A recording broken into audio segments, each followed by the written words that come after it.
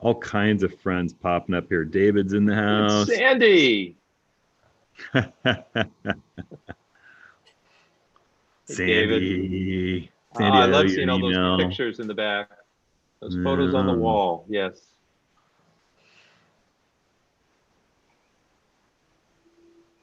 All right. So people are still connecting to audio. David, your hair's getting long. My southern David, not David Herman. Okay, YouTube looks You're good. gonna go back out on the road, David? Wait, we should unmute David for a second here. Have I got that power again, Woody? Or you're still the host? Unmute David Archer. Are you gonna take over for? You're gonna take over for what's his name, the Margaritaville dude? You're starting to get that look, David. Yeah, that's right. We were just having this worn out. We were just having a discussion about the pentatonic scales before you came in. Oh, okay. All right, people are coming in. We're kind of gearing up, just getting everybody in a little early here. You got YouTube's up running good, Woody? Yep, we're good. Nice. All right. It's good to see everybody this morning. And you Oregon guys are all okay? Yep. Yeah. It's smoky. There's no, and Ben is in San Francisco, and it's a little less smoky. But yeah, it's not healthy to be running around outside. That's for sure. You want to wear a mask for more than one reason right now outdoors. Yeah. Hey, there's Al connecting into audio there.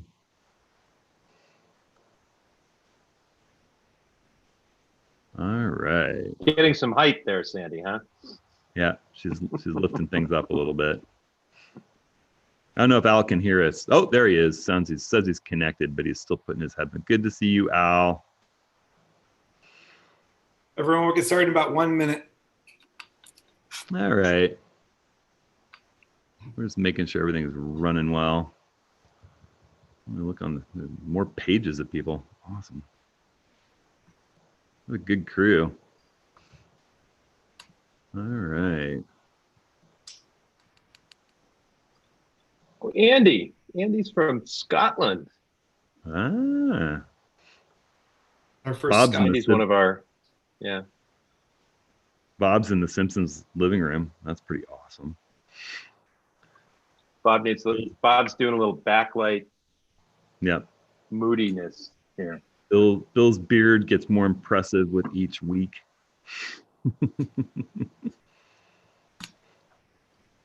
Paul, are you heading out hunting after this? You take a little break? Bird photography. All right. It's hunting season here in Eastern Oregon, So we tend to, for anybody who hasn't been in one of these before, for those people in the Zoom meeting, we keep the participants, except for the kind of panelists, muted generally, just so that we don't have 40 people trying to talk at once and all the disruption of that. Occasionally, we'll unmute someone for a question or something.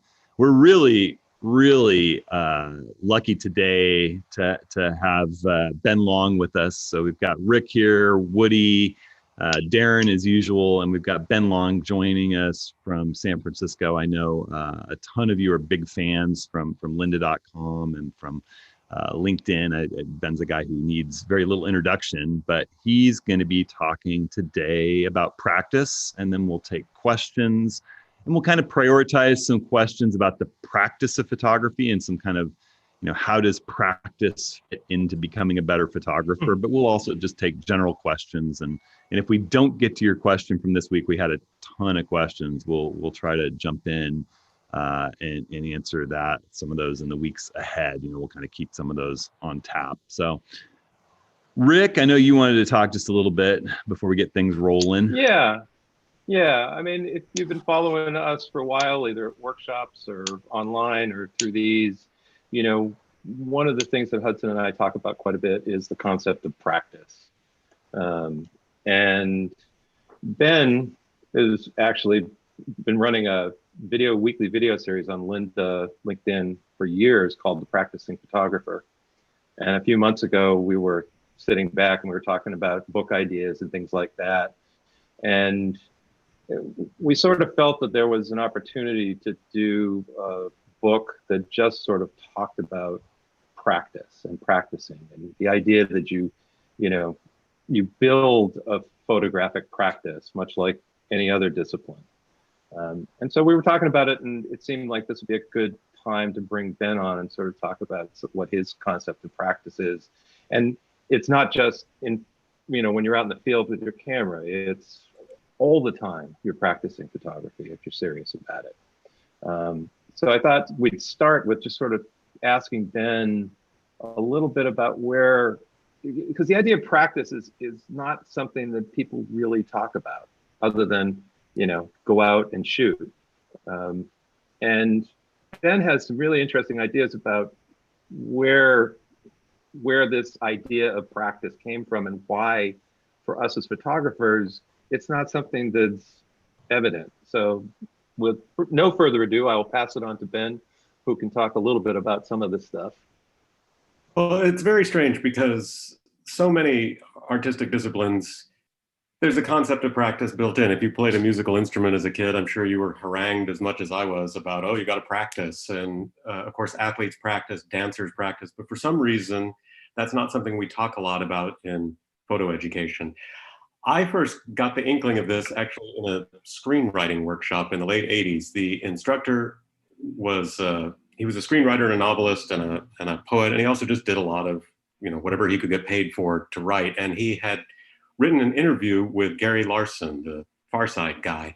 And he was talking to me about it. And he said that the way he found his lead was that when he sat down to do his writing practice in the morning, he came up with this idea. And I said, what do you mean you're writing practice? And he's the first person who pointed out to me that there are some disciplines that don't really stress practice, and writing is one of them. And he says, before I do any serious writing, I sit down and I practice for a while just to get myself into that space. And not long after that, I was working with a guy, a professional jazz musician, and this was someone I'd known for a long time, and we were developing educational curriculum for a piano company. And we ended up talking a lot about how he practices. And this was a guy with a PhD in music education, and his doctoral dissertation was, he got a bunch of money from a university, and in the late 70s, spent a year traveling around the world interviewing jazz and blues musicians about how they learn to improvise and about how they practice. And what I took from him, what really struck me when he was talking, was that practice is something you have to learn how to do. You have to practice practicing. This guy's name is George. He spent a lot of time thinking about how he needed to practice. He was a trumpet player, and he spent a lot of time altering his practice regimen.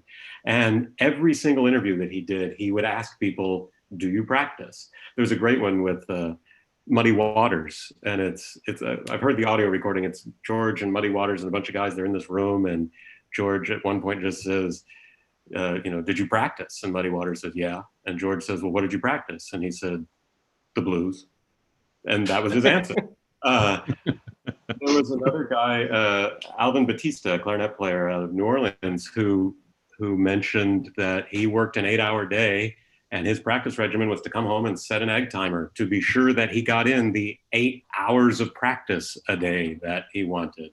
And when George asked him, what do you practice? And he said, whatever I'm not good at. And he said, you mean songs? Or he said, songs, particular riffs, just scales, whatever. And so it's practice. I think what you learn as a kid is that practice is something you get nagged about. It's something you just go do. It's a chore. And that it's somehow implied that you should just know how to do it. And what I learned from all these musicians is that's not true. It takes a lot of work to figure out what good practice is, how it works for you, and what's going to actually make you improve. Well, and one of the interesting things I've heard you say, it's like you could take someone and sit them down in front of a guitar or with a piano and ask them to play a song, and they can't do that, right? I mean, you give someone a camera and they can make a photograph happen. And so there's some of this that it's like, we just think, well, the camera does all the work. right? It makes it easy to take a photograph, but to take a good photograph takes practice. Absolutely. There's as much as auto modes and all the automation on the camera is a real boon, it also hides from us the work that we may have to do. We were talking about this the other day. I teach every summer in a multidisciplinary arts program for high school students. And one summer, I was sitting through a poetry reading that the poetry class had done. There was a lot of good poetry. There was a lot of not so good poetry. And as I was sitting there, I was thinking, wow, we've got it so easy in photography because no one lucks into a good poem, but boy, you can really luck into a great photo. And that's because your camera is taking care of so much stuff for you. And I think the other part of that that's dangerous to us is it means that we don't necessarily let ourselves practice. If you're a violinist, you know when you walk into a practice room that you are there to practice, and that takes tremendous pressure off. You don't expect to be able to play the concerto all the way through or whatnot. You know you're gonna have to stop and go over certain bits over and over. When you take your camera out, there's something in the back of your head that's always saying, today might be the day that I get that photograph that makes me rich and famous. Of course, the fallacy is there is no photograph that's going to make you rich and famous. But also just, we don't, because there's always a chance we're gonna get a winner, we don't allow ourselves to say, you know what, if I come home with crap today, that's fine. My goal today is to be practicing. It's very hard for photographers to allow themselves a practice room the way a musician can have. I know I can remember a number of occasions out with various people that I see right here. And David, I remember in Kauai going to check out that blowhole the first day last winter. Rick, I remember sometimes out on the Columbia River where, you know, you go out, you case the place, you look at it, you think about, well, you know, if conditions were different and but, you know, you come away from it and you think, well, that was a good practice session. I think that that's how everyone should approach a day where you don't get the image that you were hoping for, but you're one step closer to an image that you're hoping for. Yeah. If you're out there working at it, you're one step closer. Well, and that's where my revisit keyword comes in. You know, it's like we go out of these places and the light's not great or you're not feeling it. And, you know, I tag images from that set, you know, with a revisit tag so that I know I want to go back there when either I'm feeling more like it or, you know, I know there's magical light or that type of thing. So, right. Also, there's, you know, you don't necessarily know what you're really up to sometimes when you're shooting. You don't know why something has caught your eye. You don't know why a particular arrangement of geometry is interesting to you. And it may be that in that instance, that particular arrangement of geometry doesn't make for a good photo, but it's still interesting to you. Shooting that is important because you're practicing the process of that particular composition, and you just keep doing that. You may go through years shooting that same photo, and it's always crap. But one day, that particular arrangement's going to come along in the situation that does make a good photo, and you're going to be the one to see it because, one, you're interested in it, and two, you've practiced how to shoot it and how to see it and how to be interested in it. So that's another reason that you just go out and shoot, even when you think nothing's going on. You don't always know what's going on. Right. So Ben, one of the other things that you talk about is the concept of seeing, and seeing does not necessarily mean you should have a camera in your hand. That's true. You want to talk about a little bit about that in the context of practice? Yeah, the you know, the goal, I think, when you're out is not to take a picture. It's to see the picture. The camera is then just a unfortunate thing that you have to go through after that to make it into something that someone else can see. The excitement is actually being out and seeing it. And we all get so hung up on the camera and do I have the right camera and how do I use the camera and so on and so forth. That's the easy part. Learning that stuff is easy. What's hard is to be out and take that complex three-dimensional world and reduce it to something that works fine on a two-dimensional plane. That takes practice. And that's something that you don't have to have a camera to do. You can practice that just walking around trying to see things. You can practice that by, when you're out, understanding the difference between looking and seeing, understanding that most of what you're doing visually when you're out is just trying to navigate the world. That's a very different focus from where you're at when you're trying to visualize photos. So you don't need a camera in your hand to be out in the world and practice the process of saying, what am I really seeing here? What's really here? What might make a good photograph? Most importantly, you don't need a camera, because I think the best thing you can do to improve your photography has nothing to do with your camera. It's simply to look at other photos, to spend lots of time training your eye. This goes back to the musician thing. Musicians go through an ear training process. They learn scales and intervals and modes. Photographers can do that also with their eye. If you look at enough photographs, you're going to subconsciously, you're going to train your brain to know what works well as a photo. I've had the great good fortune on a few occasions to teach alongside an incredible portrait photographer named Kurt Marcus. Kurt has shot everybody, politicians, actors, movie stars, supermodels, the whole thing.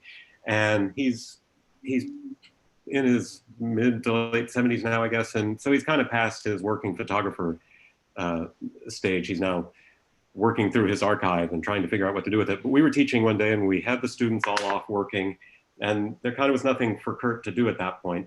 And we pulled out some photo books and had them sitting on a table for the students to look at. And I was working with some of the students and I wondered where Kurt was, and I turned around and he was sitting in the corner with a book, very carefully going through it. This is a guy who's mostly not shooting anymore, and he's still trying to figure it out. He's still looking at photos. He is still trying to train his eye. I stayed one night at his house, and every morning, 6 o'clock, he gets up and goes right to the library and gets a book out and spends an hour looking through some photos first. This is the one thing I can say that all of the great photographers that I've been able to work with have in common. They all do that. And this is not looking at Flickr or 500 pics or Instagram. It's looking through curated work. I mean, that's something Hudson and I do in workshops, is we bring, unless we're flying, we'll bring a bunch of photo books with us for people to look at. I'm very similar. I've got a stack of books behind me and I'm constantly going through them. I'm constantly discovering new photographers that way. So. And you kind of can't, just the way that you can't, if you're a musician, you don't really know the mechanism for how to hear pitch. You just know when it's right. I guess that's also the definition of pornography. But it's the same way. You don't know necessarily, when we're giving critiques, we also work through, well, this image works because of this reason, or because you've done this. But there's also sometimes just a kind of gestalt reaction of this image just works. And you don't know why you're learning that, but that's why you need to look at lots and lots of images. Yeah. I don't think there's much more valuable that you can do than to gather books of great photographers who speak to you and pour through it and think about what drew them to that image, or think about how they created that image. Think about it, what works about that image, and then keep that in your mind when you're out practicing yourself. It's just, yeah. Can't stress it.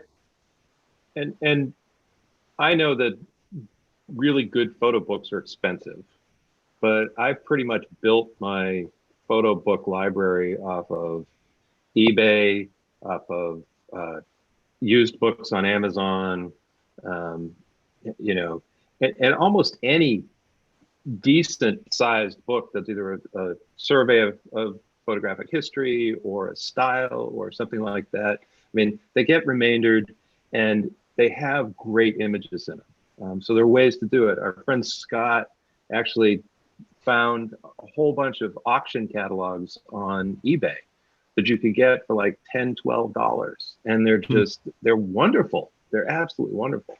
So it's not a matter of having to go out and spend a lot of extra money on these types of things. I think that part of the photo book thing, like turning around and seeing Kurt looking at this book, this is the other thing about practice. And I feel like it's something we kind of get a disservice when we're kids. We learn that practice is something you go do for a set amount of time and then you're done. And this is the dual nature of the word practice. You practice photography, you also have a photography practice. Practice is a state of mind that you should just be living in all the time. It's not something that you choose to go do. Every time you pick up your camera, you're practicing. Every time you pick up a photo book, you're practicing. Every time you notice that a particular thing is interesting to you, a play of light, some geometry, even if you're not thinking about it photographically, you're still practicing. You want to get to a point where your goal is to practice, not your goal is to make a great photo. Because that does a couple of things for you. It keeps you learning, but more importantly, it kills a lot of the a lot of the stuff that your mind can do to you. It gets you out of a lot of self-criticism. It gets you out of worrying if you're doing a good job and all that kind of stuff. Because if your goal is always just to practice, if your goal is always just to learn, there's a tremendous release of pressure at that point, and I think it makes shooting much, much easier. I can talk I know. all sorts of images while I'm in the field. Oh no, is this a cliche? Have I shot this before? Is this a stupid image? All of those things. And if I have the rationalization of, who cares, I'm just practicing, then I keep shooting much more than if I go, all right, today I'm doing my real work and I want to find out, I can't work under that kind of pressure. No. Yeah. Yeah. So that's an interesting kind of segue. We had a bunch of questions, people asking about feeling as though they're in a rut. You know, how do I get out of my rut? And in the book we're working on, there's an essay entitled "Why You Should Get in a Rut," because it is kind of fascinating to go through and look at your library and see, you know, that, gee, I take this kind of photograph a lot, you know. So. Yeah, that's getting back to that idea that you don't necessarily know why you're interested in a photo. What you're seeing as a rut might be you riffing on something. George, my musician friend, said the way you practice musical improvisation is you noodle. You just fiddle around on your instrument, and something's going to catch your ear. Some little collection of notes and rhythm is going to catch your ear, and so you practice that till you can do it without thinking. That, of course, is called a lick.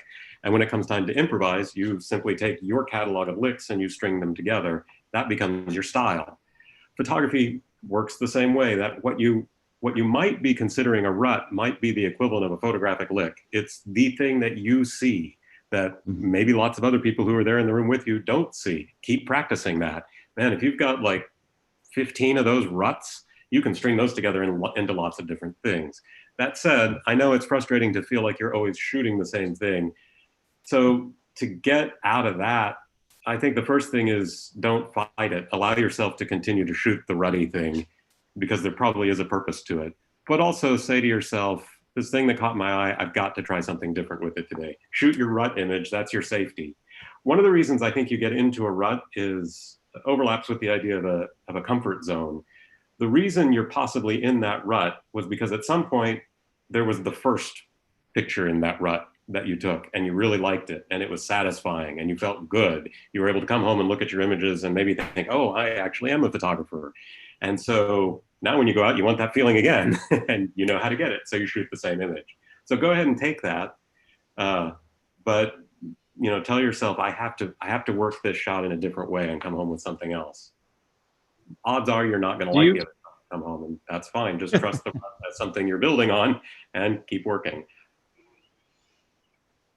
Do you feel like that practicing as simple as the 10,000 hours thing that was going around a few years ago, that it's just, you just got to do it, and it doesn't matter as long as you can say you're putting in the effort into photography? I don't, and I've been very glad to see that there's actually been some scholarly work to refute that idea.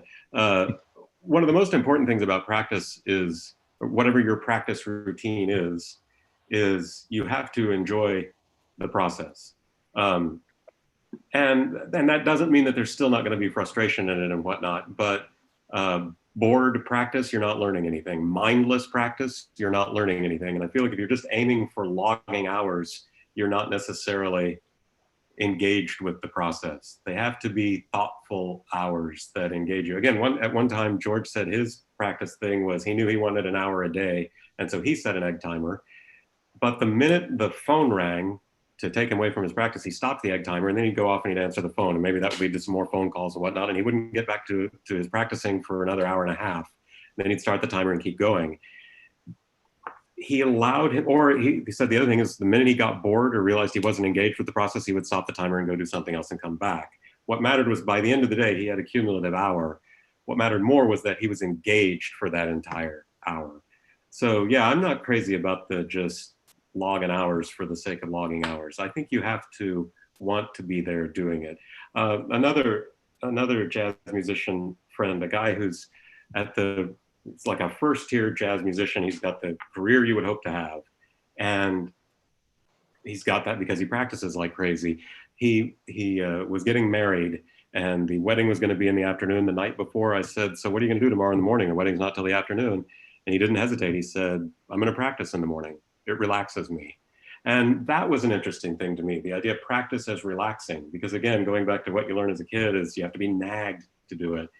But where he's at is that, again, because practice is just kind of the state of being that he aims for, it's a comfortable place to be. He's there with his instrument, doing something he likes.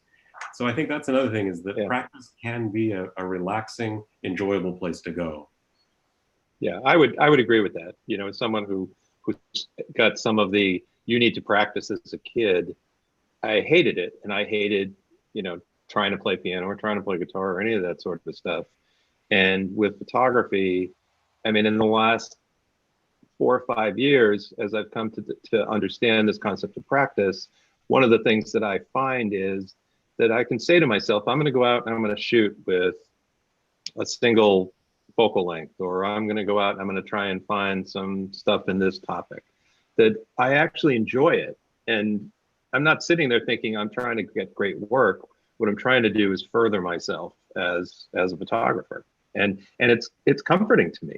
You know, that's one of the problems I've had with the pandemic is that I don't get out as much to do that type of stuff. I could say that in my years doing, you know, commercial photography work versus the things that I'm passionate about and going out and practicing for my own creative storytelling practice, you know, you can push yourself if you're practicing to do the great work that other people want to make a living. You know, that's one thing, but it's far harder to be passionate about going out and doing that. It's just like a professional musician. I know David Archer's talked a lot about the fact that turning music into a career kind of ruined his passion for it. You know, that doesn't necessarily have to be the case with photography, but for me, it's really hard for me to go out and push my boundaries and be creative and create something that connects with other people if I'm not passionate about the subject. If I'm not out there photographing what's interesting to me or doing, you know, challenging myself in ways that interest me. I can't imagine going out and spending hours just, you know, photographing some genre that I have no interest in just because I feel like that's good practice for me. You know, I think that's just critical. Yeah. But within that, there's so much room to move around. Rick, what you were just saying about going out and trying a particular focal length or something like that, that's a good way to get out of a rut, actually, is to change your actual practice, change your methodology. I stumbled into a couple of years ago the idea that I was going to go out. You know, when digital comes along, first we shoot a whole bunch, then we get proud of the fact that we're more selective and we don't shoot as much. And I'm going to ease my post-production by being more selective in camera. And I had gotten way off into that direction to the point of I would go out and just like not take any pictures. Well, I'm being so selective now that I've selected everything away. And so I flipped it on its head and said, okay, I'm going to go walk around and I have to take a picture every 30 seconds. And whether I got it in 30 seconds or not, I don't know. But my goal was, you know, I'm going to try and fill my card. I'm going to just shoot and shoot and shoot. And it was really interesting because it's a very different way of shooting, which meant it forced me to take pictures I wouldn't normally take. It also got me into not having to worry about subject matter as much. It really was like my goal is to be shooting. There's something I can make work. And it really surprised me. I came out with a lot of stuff that I wouldn't have shot otherwise that I'm glad to have shot. But there are lots of ways that you can just disrupt your regular shooting pattern, and that might kick you out of a rut.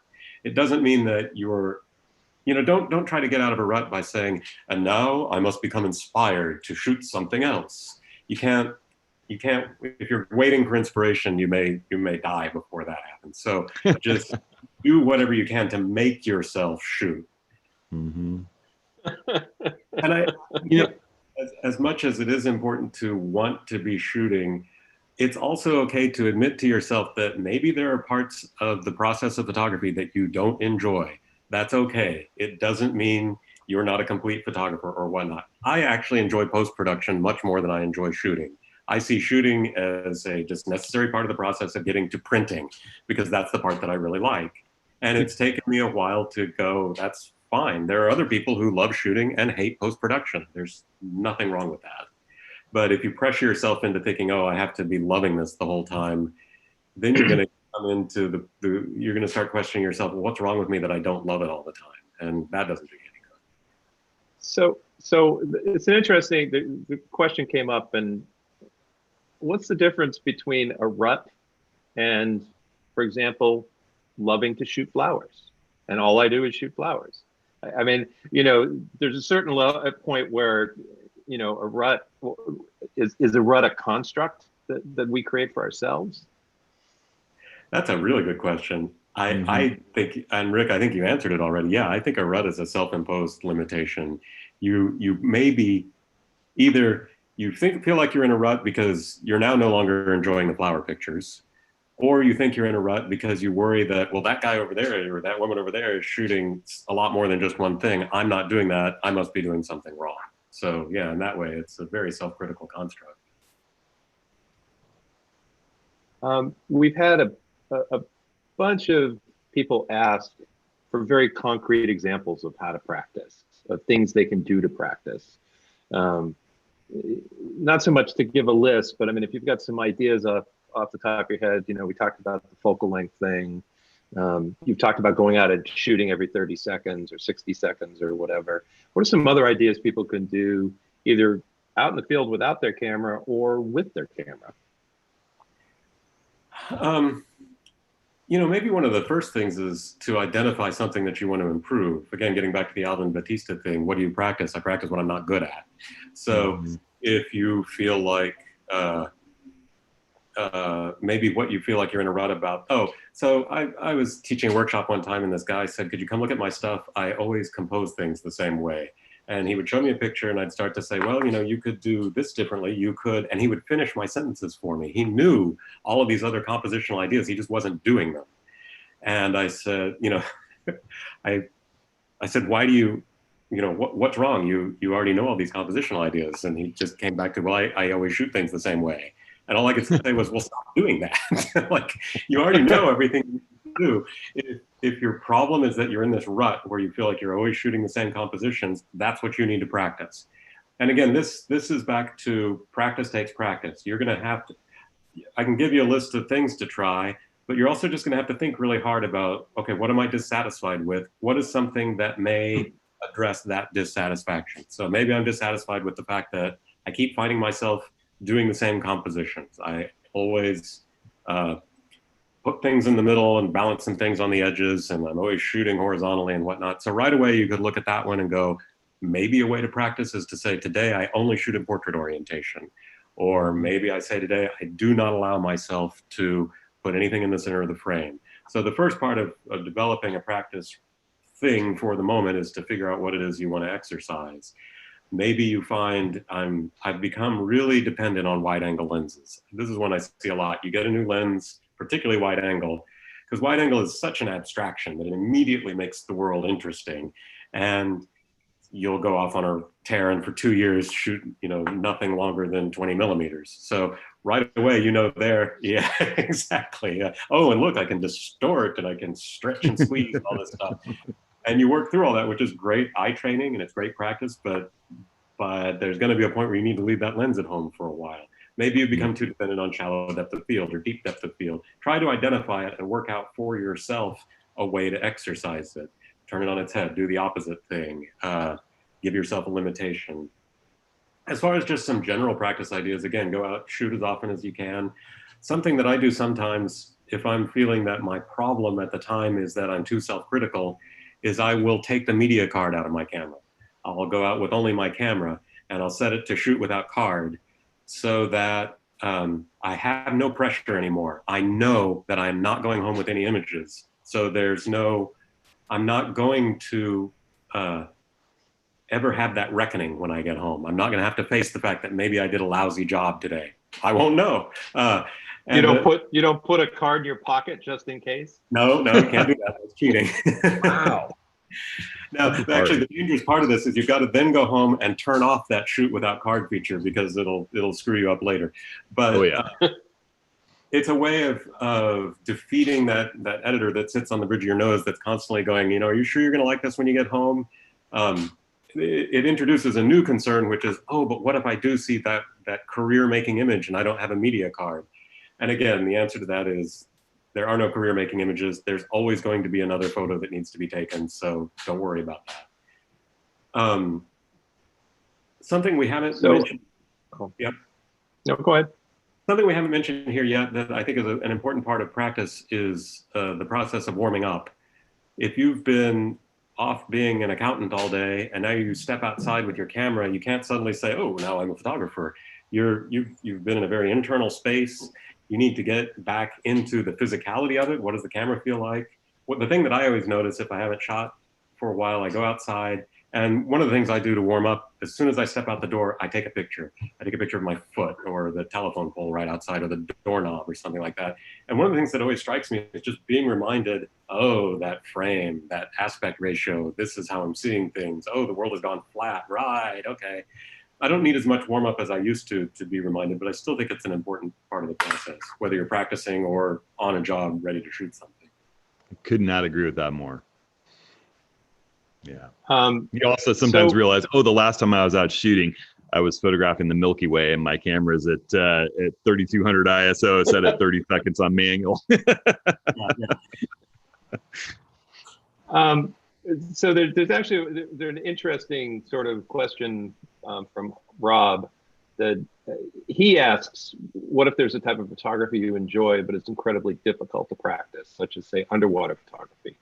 How do you practice when you're not diving? And I would add to that, I've seen this question before in different ways. Hudson and I go out and do these workshops in these beautiful places with iconic images. And, you create these wonderful landscape photos. I mean, it's almost as if you just turn your camera and shoot. But what do you do when you don't live next door to a national park? Right? I love taking landscapes, but I live in a city, or I live in a place that's not terribly beautiful. How do I practice that desire for this type of photography when I don't have access to the places or the things that let me do that? So I think that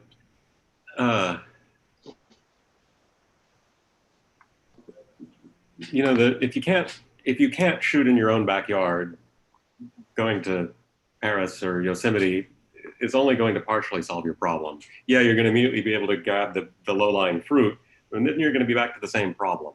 So practicing shooting anywhere, shooting anything anywhere, ultimately is practice for any specialized discipline. Still the underwater thing is tricky. And also, in terms of practice, there are different things to practice. There's the technical end of things, and there's the more creative seeing end of things. And there are very particular technical concerns with underwater photography. You could try to get that practice in other ways. Macro photography is a great difficult depth of field situation. It turns out that massive fires burning near your house are a great tricky white balance situation. So maybe a more common one would just be low light or mixed lighting. There are ways to practice the technical parts that you might encounter with underwater photography. As far as the actual shooting bit, that particular one is interesting. You could, of course, go to an aquarium or something like that if you've got one in your area. But probably what's more useful in terms of the creative end of practicing that is you go look at books. You find the books of the best underwater photography in the world, and you spend time with those until you can get back to a chance to do your own shooting. The idea of, well, I love to shoot landscapes and I don't live near a pretty landscape. I live in a big city or whatnot. It's still all the same. You've still got shooting the landscape of a city is no different than shooting a wilderness landscape. It's all just about shapes and forms and light and shadow. And in that regard, shooting portraits is the same as landscape photography. There's a point after which you disengage from the subject in terms of them being a human being, and you just start looking for planes and angles and whatnot. So that again gets back to the idea that it's not about just logging hours, it's about thoughtful practice. So I can't go shoot a landscape because I don't live near a pretty landscape. Maybe you live in a suburban town. That's fine. There's a lot of things in a suburban town that you're going to see out in the wild. repetition, lots of receding lines and light and shadow and whatnot. You can practice all of that around. Give yourself the out of, I'm not looking to get a great picture here. Today I went to go practice light and shadow. I went to go practice balancing those in the frame. Today I went to go practice distorting lines, either with a wide angle lens or a telephoto lens. Again, you can figure out where your weak spots are, break them down and practice those mechanical things so you're ready when you get back to the environment that you want. Blurring a moving subject. There's no end to it all. Yeah. Absolutely.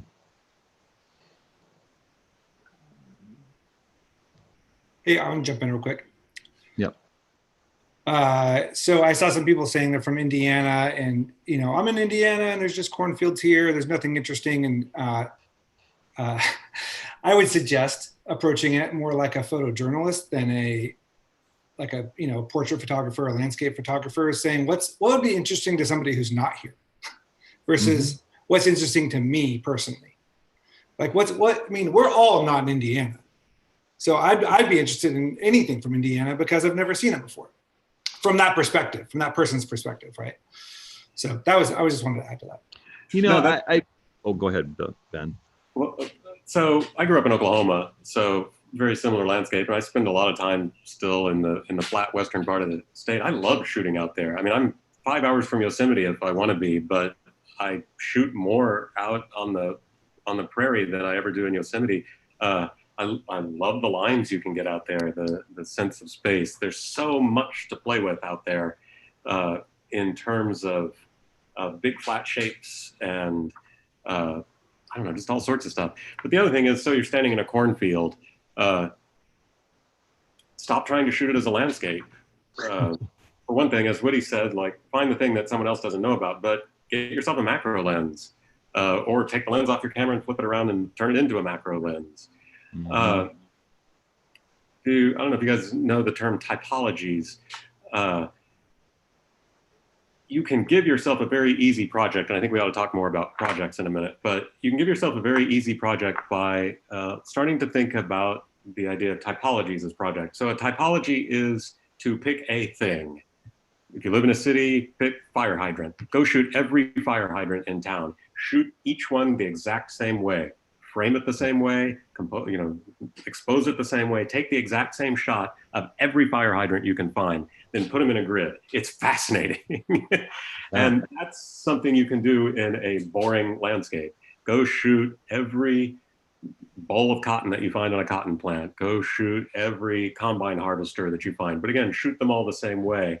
I worked with a guy this is all he does, and he's maniacal about it. He did a typology on, I never knew this, but railroad overpasses have serial numbers.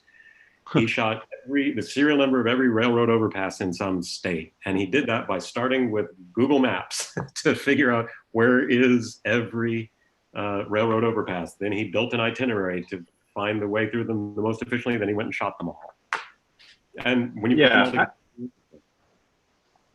I would say that the project idea is a really good one, because if you start your project, you start looking at things, and then you can start to see where things are working, where they're not working, where you need to practice.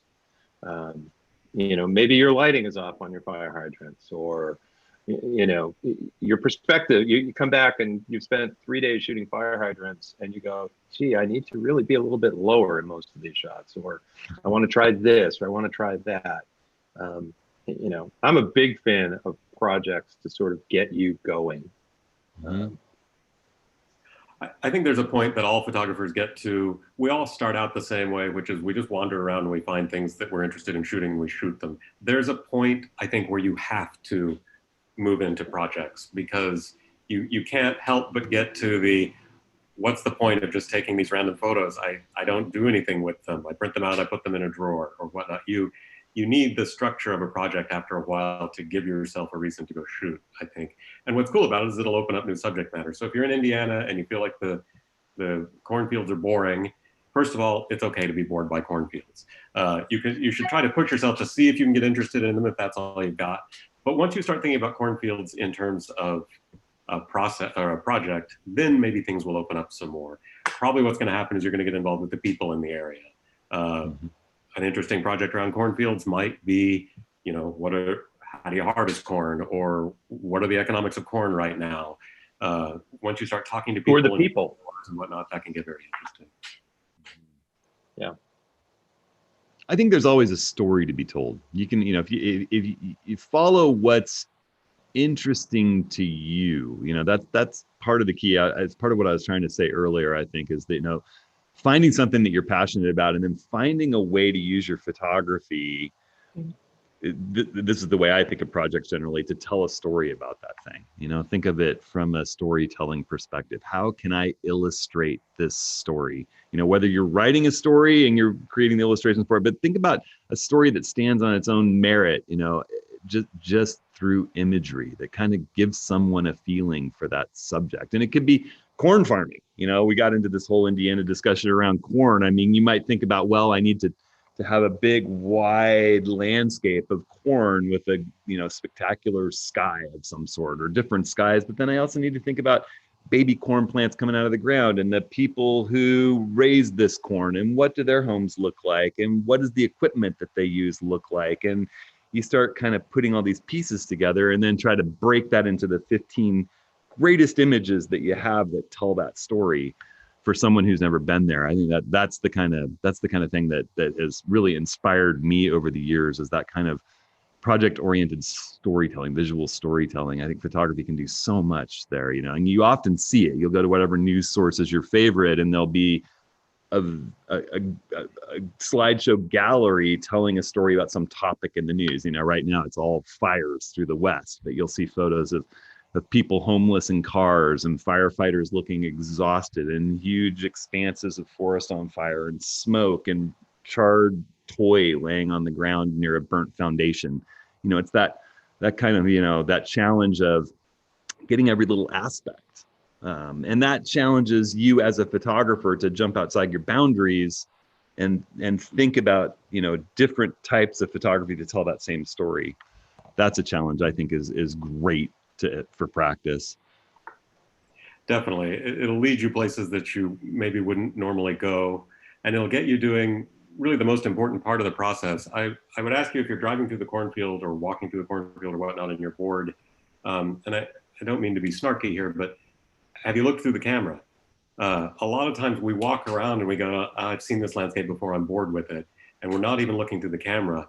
It's the rare photographer who can really see that crop with the naked eye. You've got to look through the camera. And a lot of times when you do that, you suddenly go, oh, there's a relationship between that thing and that thing that I hadn't noticed before. Maybe there is something here. It's a bit of a cliche as a photo teacher to say, oh, good photos can happen anywhere. But a few years ago, I was in a workshop, again, with a bunch of teenagers, and it was post-production time. And so they're all sitting in their chairs at their computers, and I was waiting for someone to ask a question. And I was watching this one girl, because I knew she'd been having a hard day. She didn't like any of the things that we'd shot when we were out on our field trip. And she's sitting there and she's drinking out of a water bottle. And I was so happy that I got to see this whole thing unfold. She had like a plastic, I don't have one here, one of those just tall, regular plastic water bottles. She took a drink, and then she pulled the bottle away and looked at it for a moment.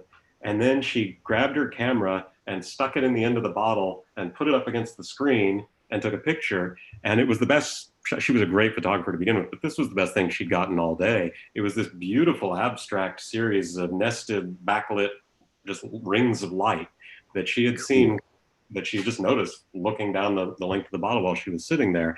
And so I actually did a practicing photographer episode on this one time. Here's a brutal but really valuable exercise that you can do for practice. Wherever you're sitting right now, when we finish all this, get out your camera and take 5 pictures. If you want to really press yourself, take 10 pictures. You can find good pictures when you're sitting in a chair. And part of, you're going to find more good pictures the more technical skill you have. So this is why it is important to know your technical stuff. The more you can manage, flipping your lens around, working macro, that's going to free up more stuff. The more you can understand how a lens distorts space, that's going to help you. But making yourself take pictures sitting without leaving the chair that you're sitting in at any given time is a really good way to push yourself and a really good way to practice. But most importantly, it's a way to prove to yourself, because odds are you're going to come out with something that you like. You may not want to show it to anybody else, but you'll like it. And there's a real lesson there. And oh, wow, good photos really can happen anywhere. Maybe there is something out in that cornfield. I like that. You may come up with something that you like. You may not want to show it to anybody else, but you'll come up with something that you like. I'm remembering now. It's true. It's really true. So this is probably way too open-ended question, but how do you, the question is, what's the best way to evaluate the practice? You know, how do I evaluate whether my practice is successful or not? And this is something that Hudson and I have all talked about at varying times, which is understanding the language of a photograph and being able to critically look at your work. Some of this comes from, I think, the discussion we had earlier about looking at other photographers and looking at other great photographers. But how do you develop a sense outside of that for how good my images are? How effective is the practice that I'm trying to do here? That's a really important question because, of course, you want to be able to know that you're getting somewhere in your practice, just like weight training or losing weight or whatever. You want to know that you've made progress, and sometimes that will be easy because you will be practicing a particular thing. Hudson mentioned earlier, tracking a moving object. That's hard. You're going to know when you're getting better at that. So some of the things that you practice, if you're doing a very directed practice, you're going to know when you get better. The open-ended part of just, am I getting better as a photographer? That's going to be a little less open-ended if you are saying, I want to get better at working with shallow depth of field or something. You're going to know when that's happening. But I think you're right, Rick, that there's a point after which we're all stuck needing evaluation. And we need a vocabulary to evaluate. And the way you get that is by going through critique sessions with other people and then learning to turn that critique process on yourself. Turning it on yourself is never perfect because you still only at that point have one perspective and there is no universally great photograph. There's always going to be lots of different perspectives on it. But learning that vocabulary, learning the way to describe a good photo or a bad photo is going to make it easier to evaluate your own work. And that's going to make it easier to understand if your practice process is working. Yeah, I would agree. I think individual or group critiques are one of the best things that can happen. I miss the camera clubs of yore because while I think a lot of them, you know, you'd have the people who was like, oh, I just want to hear that my image is good, but you'd find people who really wanted to become better photographers, and there was something they knew that they were missing, and they'd look at their photographs and they just couldn't tell what was wrong about it, and having other people to sort of talk to and say, yeah, well, you know, this, if you move this a little bit over in the frame and why is this here, and those types of things, it would really help, help people move forward. Well, and I think when we teach workshops, it's the most valuable thing that we do is going through everybody's images at the end of each day or from the day before. And I learned so much from that process. And just like we learn from doing the photo critiques for the On1 Plus community, Rick, I feel like every time we do that, I learn new things.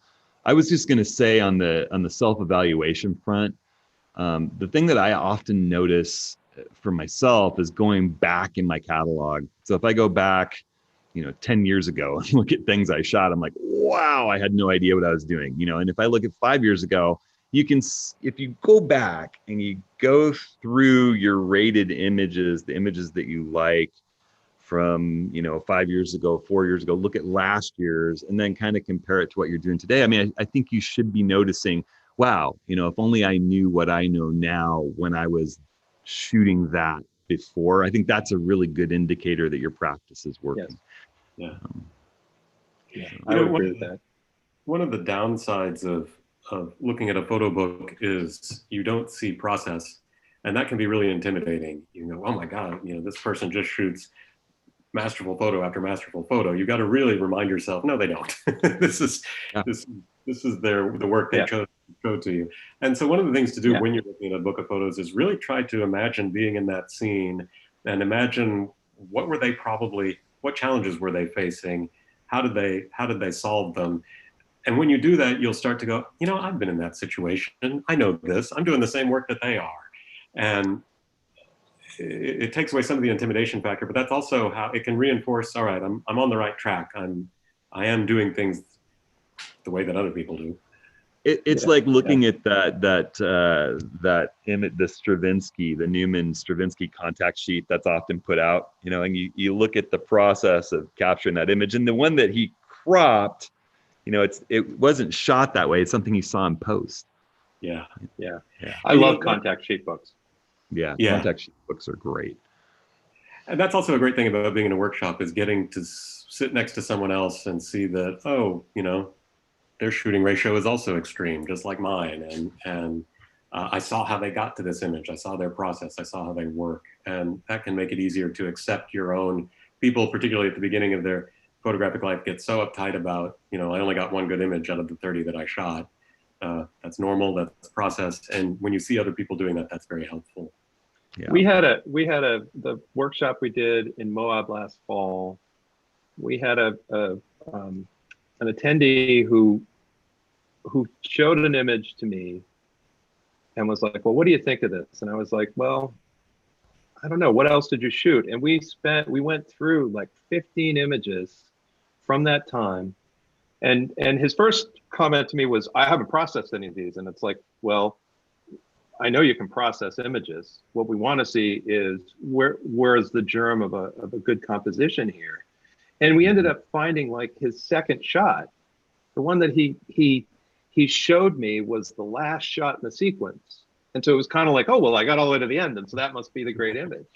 And I think, you know, that is one of the nice things, and also one of the scary things about, as you say, the shooting ratio, is we can come back from it as evening shooting sunset and have 150 images to go through, you know, and how do you evaluate those? How do you look at them and try and figure out this image versus that image versus, oh, maybe this one, you know?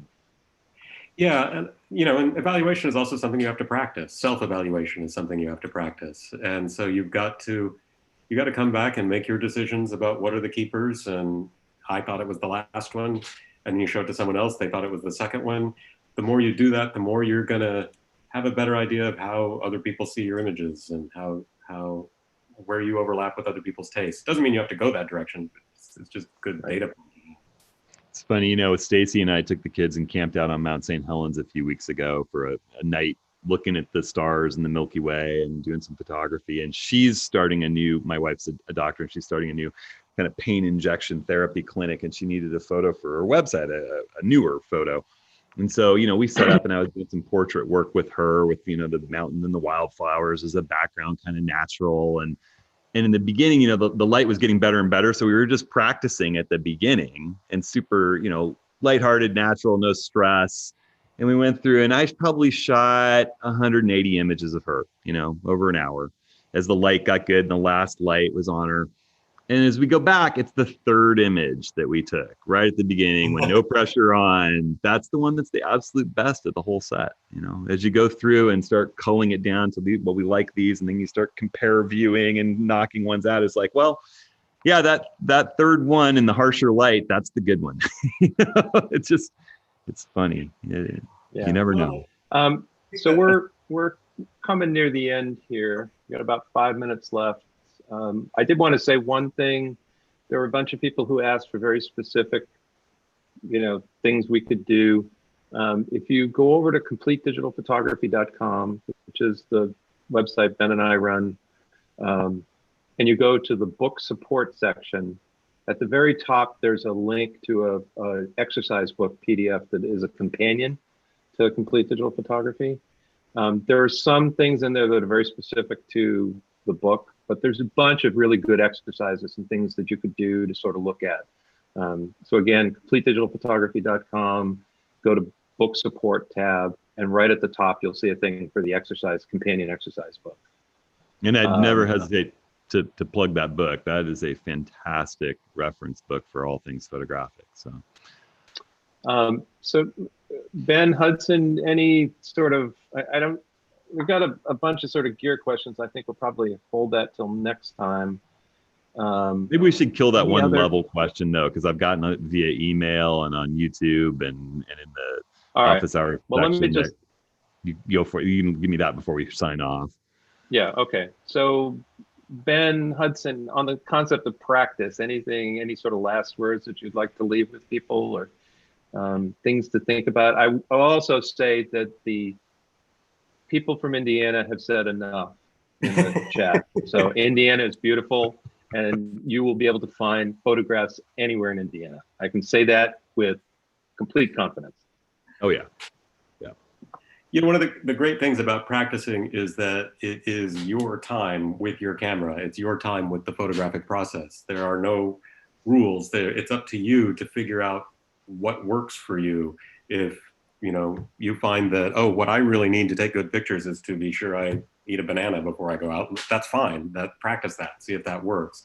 I worked years ago with a painter who had no photography experience at all. And I mentioned one day I was waiting for the light to turn good, and he was baffled by that idea. What do you mean? There's good light and there's bad light. And he said, no, there's just light. And so I thought, all right, maybe I'll see if he's right. I will spend a couple of weeks practicing at noon. And it was a really good thing to do. It's still much easier to shoot at 5 o'clock in the afternoon, but going out and practicing at noon is a great thing to do. Just follow any idea that you have. Again, it's your time. You don't have to come back with great photos. And I think practicing with others, you know, if you can find a photo walk, of course, right now that's tougher. We'll get to the point where it's easier to practice with others. But if you got any photographers in your bubble, or if you can mask up and go out where the air is moving a bit, photographing with others is just a huge, huge benefit. Looking through other people's eyes, sharing that passion makes the practice more fun. And also, if you can share your results. I remember when I first met Rick, it was up on a mountaintop with our friend Duncan. And well, I mean, I met Rick and Duncan that night. They were already friends, but then we got together in a coffee shop and we shared the results of that night's shoot, and we kind of bonded around that. And I think that, you know, sharing your photography with others that are also passionate about it is a huge boon to your practice. So, yeah. And learning the language of criticism. mm-hmm. You know, we all want to become better photographers. And understanding that, you know, becoming a great photographer, one for the ages, is something that's very rare. But we want to be able to have a personal connection to the photographs that we take and feel that they're good, and that we want to put them on our wall, or that a friend wants a photo of that for their wall, or whatever. So,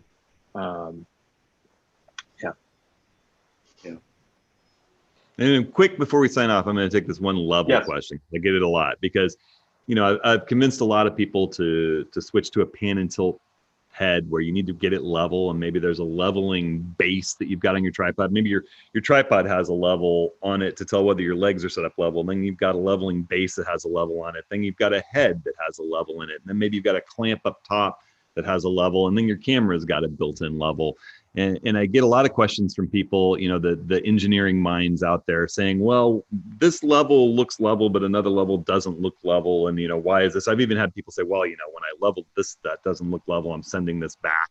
And I think that you should go with the level that's up at the highest point, you know, either the built-in one on your camera or the one at the clamp on the top of your head. Because if you're using a level or a pan and tilt head, make sure that head is level. Make sure that the built-in one on your head is level, because you can then tilt and it's going to show that it's out of level the minute that you tilt the head up above it.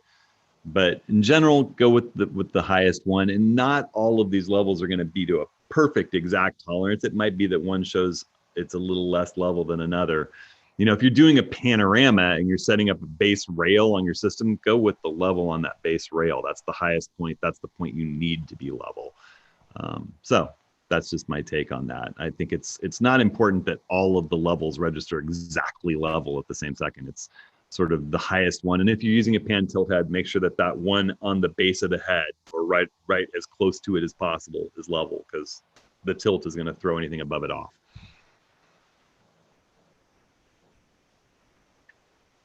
Okay. That's our about that? technical 11 question o'clock. today. Yeah. Yes. Nice. Hey, Hudson, All right. Yeah. we have an Indiana workshop that's about half full at this point. Well, we'll have to get Ben engaged on that one. That'll be fun. I think it would be fascinating. I lived in Indiana from the age of 2 to 4. I don't have a great amount of memory of it, and I haven't been back since, but it would be interesting to go visit. I lived in Fort Wayne. My dad was doing a master's degree in Purdue. So, all right, everybody. Hey, a huge thanks to Ben for being with us this morning. That was just awesome. I learned so much, and it's always fun to hang out with you, Ben. We need to do it more often. This was really fun. I really appreciate this. Oh, it's been great. It's been great. And So- Rick and Woody and Darren, of course, always thanks to you guys for making So it pop. 2 weeks? Yeah, we'll do one in 2 weeks. We haven't completely worked out what topic we're working on, but we'll put that out in an email pretty soon here. So just look for that. All right, someone just Thanks. snuck some corn cob pictures into the feed here. There we go. check those out. Thanks again, everyone. Oh, thanks so much, everybody, for tuning in. And we'll see you in a couple of weeks. And thanks again, Ben. Great time. Thank you. All right, guys. See you, everybody.